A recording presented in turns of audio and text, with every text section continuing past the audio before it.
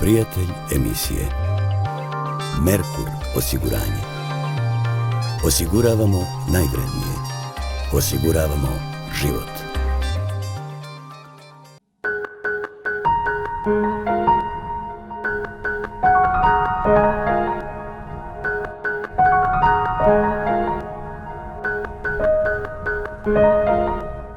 '95. se okuplja ekipa, zapravo Vaski, sedmorice mladih, član benda sedmorice mladih, po povratku iz Nemačke, s idejom da ne sedimo ovde onako besposleni u tim užasnim vremenima i da radimo ono što volimo, da nađemo neko mesto gde možemo da plasiramo muziku koju volimo, a to su jazz standardi. I Vaske je pozvao Miću Markovića, saksofonistu, Mirko Šolc, klavir, Davor Draganić, bas, i on i ja smo bili vokal i on je pronašao reku. To je bilo jedna ovako neugledna montažna zgrada sa nekim ribarskim mrežama i uglavnom su tu navraćali neke ribari pijani da zaspu na stolu.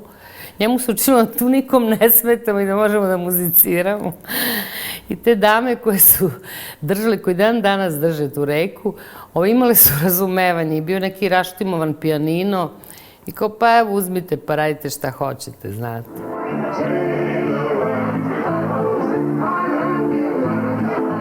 I krenemo mi sa našom tom muzikom i polako su nas ribari napustili, ali nisu volili tu našu muziku, pa su počeli da dolazi neki drugi svet. I to je strašno, mislim, to je bila nastala jedna užasna euforija u tim ludim vremenima.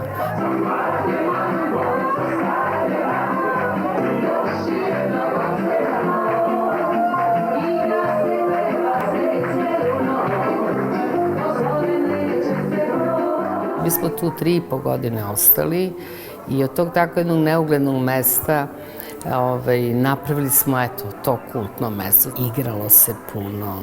Sve značajne ličnosti ovog grada i diplomatije su bili na tom mestu. I naravno, građani Beograda. Nije bilo mesta, sedelo se i na tim gajbama piva i na šanu.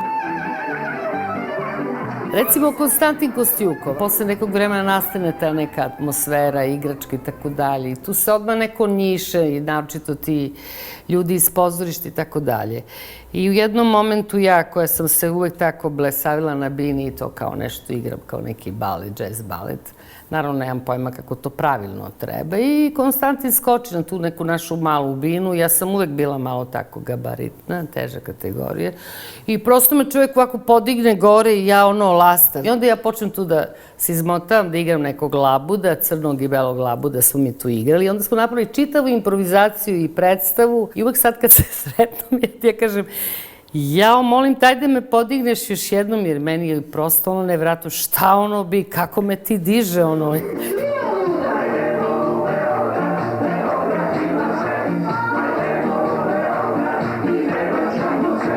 Živ nastup je neka ta povratna energija, ima tu se stvarno pokaže ono što se može, ono što se zna. Zato ja uvek kažem, ako neko ne veruje u ono što ja radim, pa neka mi izađe na crtu.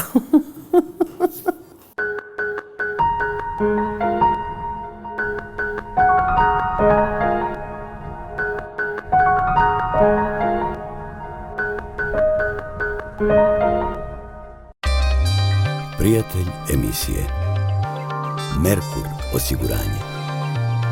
Osiguravamo najvrednije. Osiguravamo život.